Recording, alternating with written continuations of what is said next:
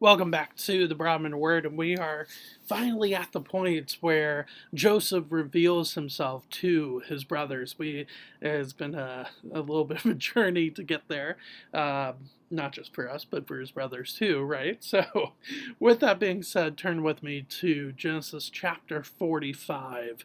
We're going to look at verses 1 through 15. So, just kind of the reunion first, and then what that means for the rest of the family after that. So, Genesis chapter 45, verse 1. And again, this is right after the huge, just and very important speech that Judah gives to Joseph, which I'm sure is agreed upon by the other brothers.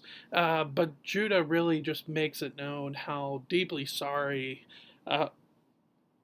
he is for the situation that he's putting Benjamin in, and that's a change because the other youngest brother, Joseph, he couldn't wait to get rid of, but now he's protecting Benjamin, and that breaks the heart of Joseph in a good way. So, with that, Genesis 45, verse 1. Then Joseph could not control himself before all those who stood by him. He cried, "Make everyone go out from me." So no one stayed with him when Joseph made himself known to his brothers. And he wept aloud, so that the Egyptians heard it, and the household of Pharaoh heard it. And Joseph said to his brothers, "I am Joseph. Is my father still alive?" But his brothers could not answer him, for they were dismayed at his presence. So, he asked for everybody to go out of the room, and including the Egyptians, because it says in verse 2, so that the Egyptians heard it, and the household of Pharaoh heard it. So the brothers and Joseph are the only ones in the room at this reunion at this moment. And of course, the end of verse 1, so no one stayed with him when Joseph made himself known to his brothers. But he explains this, "I am Joseph," and immediately the next phrase or the next sentence that he wants known is my father still alive? Well, he's known that beforehand, but is he still alive now with this other return? And it's possible that they have told me he's still alive, but it's just this wave of emotion that's crashing in upon Joseph, and the brothers' reaction, the fact that they said nothing in response, and that they are in this state of dismay at his presence, I think that is only natural because, again, they thought that they would never see him again, and then Reuben thought he was dead, and it's just this what in the world is going on moment. And so it makes sense that there's no words at this point. So Joseph again pipes up. Verse 4. So Joseph said to his brothers, "Come near to me, please." And they came near. And he said, "I am your brother Joseph, whom you sold into Egypt. And now do not be distressed or angry with yourselves because you sold me here, for God sent me before you to preserve life." So before we get into the rest of this explanation that is given by Joseph, it's important to see that he doesn't blame them. He does show that they were the ones that brought him here, who sold him into slavery, but he doesn't blame them. And he asks them to not be distressed or angry with themselves because of the actions that they did, because God sent me before you to preserve life, not just for Egypt, not just for their family, but for multitudes of other people. And that's a really, really important thing to see here in verse 5.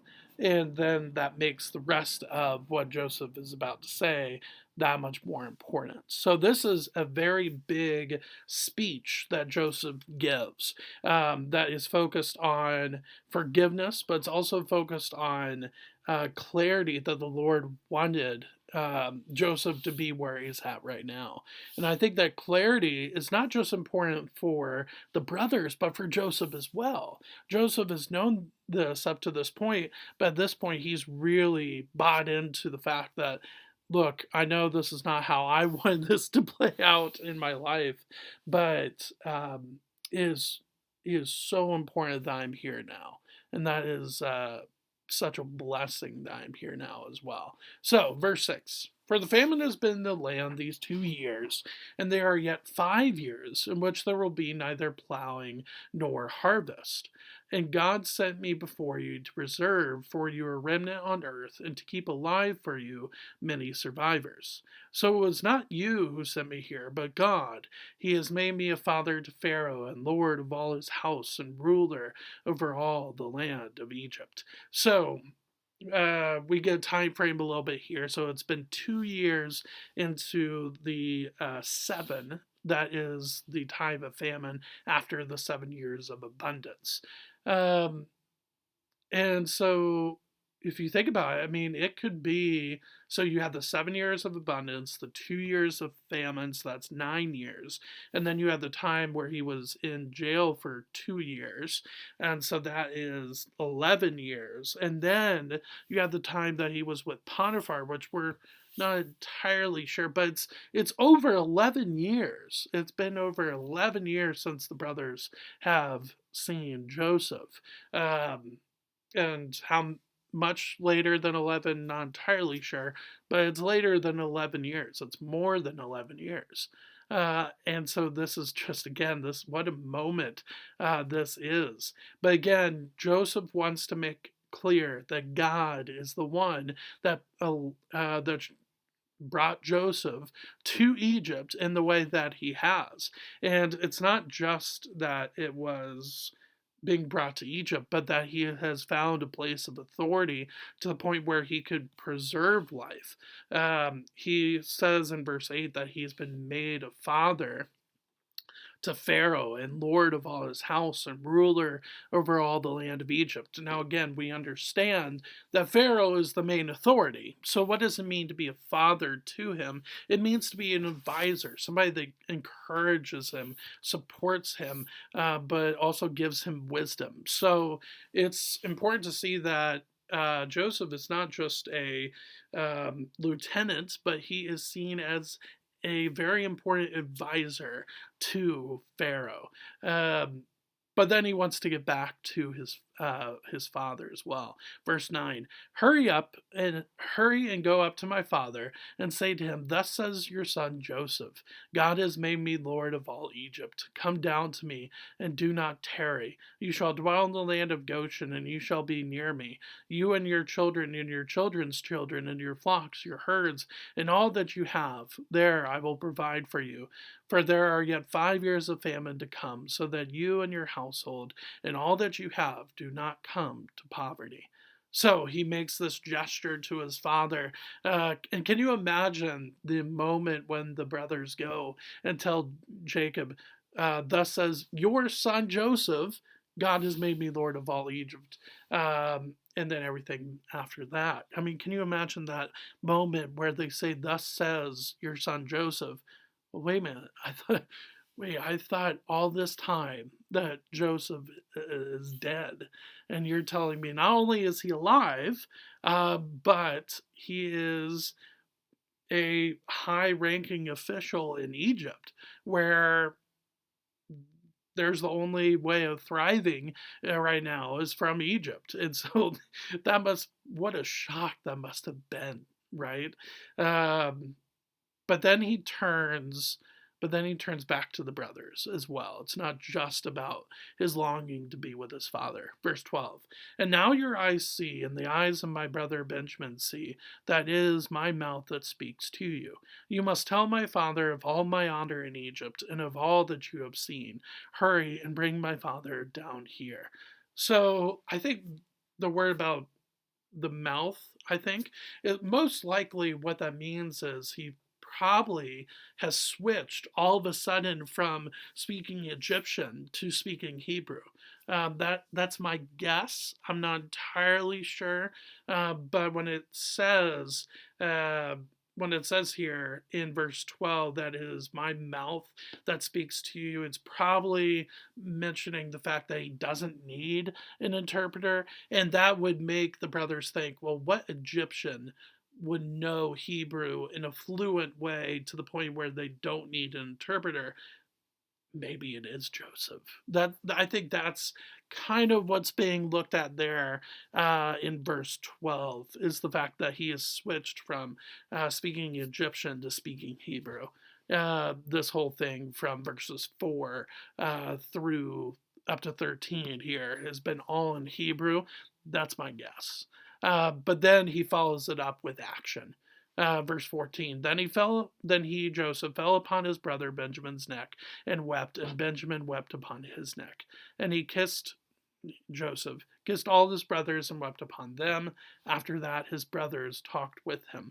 So he goes to Benjamin first, again, not because of favoritism, but because of the connection that Benjamin has, not just to his father, but to their mother Rachel. And just the fact that he is, in a way, the last connection to Rachel. I know Joseph is now quote unquote alive, right? He has been the whole time, but he's now quote unquote alive back in the family. But Benjamin, being the youngest, is the closest connection to their mother Rachel. And so I think it's very, very important that we see that. And then I like how this ends here, and this is where we'll stop, is after this, his brothers talked with him. It's not Joseph again just talks without any response. His brothers are finally responding. But can you imagine that conversation? Just the emotions and the words that must have been said, and just what a moment for not just for Joseph, not just for the brothers, but for us as readers of this passage, and just the whole entire life of Joseph up to this point. What a moment for us to see. Wow, can you imagine the things that were said and the feelings that were on the hearts and minds of all involved? I mean, it must have just been just remarkable. And so up to this point, this is the revelation of Joseph. This is the climax of the story where everything comes to a head, and you see this moment, and in this moment Joseph is just showing grace and is showing forgiveness and is showing that they don't have to be distressed. They don't have to be angry, not with him necessarily, but with themselves about what they have done. And just the healing potential of this forgiveness is mind boggling.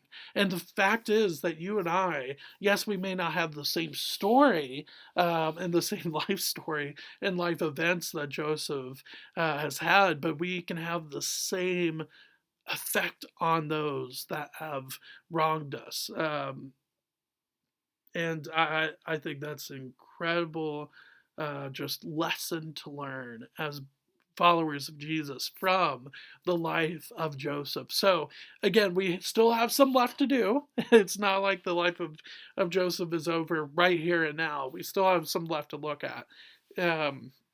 Especially the reunion of Jacob and Joseph, and we will get to that. But just a wonderful passage, what a wonderful moment in biblical history when the brothers and Joseph are at last united. So with that, we'll see the aftermath of this great revelation. Of Joseph being alive on Thursday. So I will see you then. Thanks.